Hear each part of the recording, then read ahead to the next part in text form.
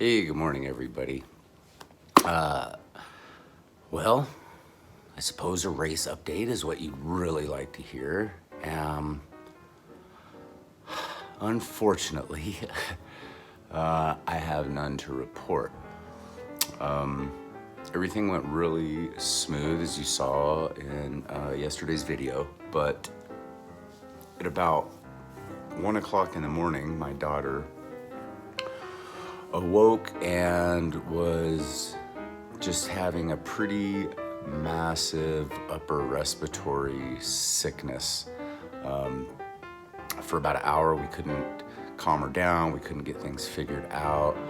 And then, so we got dressed and I drove to it was quite a little ways away to try to find to go to this hospital that we found because there were no urgent cares open at that hour. There's no pharmacies or Walgreens or 24 hours, anything for us to get any kind of maybe just medicine to give her a little bit of relief.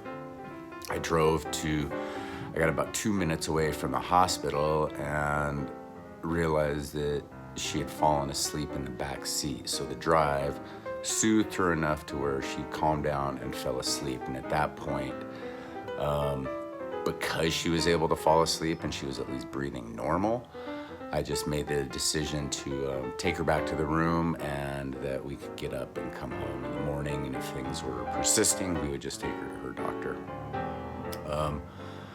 What that resulted in, though, is by the time I finally got back to the room, it was almost 3 o'clock. I tried to get some sleep. I ended up trying to share a bed with Patrick, my son, and he just kind of was kicking and turning and having a hard time getting back to sleep after all the commotion.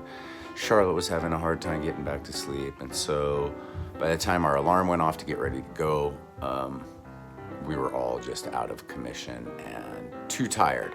Yes, I could have pushed. I could have gone to the race, showed up because I wasn't injured. But I think for me, getting to the race line healthy and ready to race is what is going to make this experience enjoyable. And that's what this is about, is trying to have some fun. And I know showing up to a race line with half a night, if even maybe less sleep, and that wasn't going to be just a good start to the thing. And then you push. I know that I was going to push in the race, and I think having a lack of sleep was probably going to put me at a higher risk for injury. So I just made the decision at that point, you know what, it's just the race. At least I'm not injured. I can continue on with training. And now I'll just, I'm just going to pick that next race here in the next day or two. I am going to just kind of lay low. I might get out. I'm going to do a little shakeout run today. But for a couple days, I'm just going to kind of lay low, not worry about training. And then I'm going to start gearing up, getting refocused. I'm going to pick the next race. I'm going to get an official training plan and I'm going to start working on nutrition. Just getting my nutrition kind of I've been eating really unhealthy. And I know these three things will push me to a better place for the next attempt, which I'm going to tell you right now is definitely going to be in June.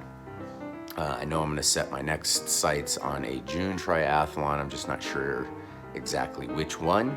And I will definitely do a 5K just road race in between now and then.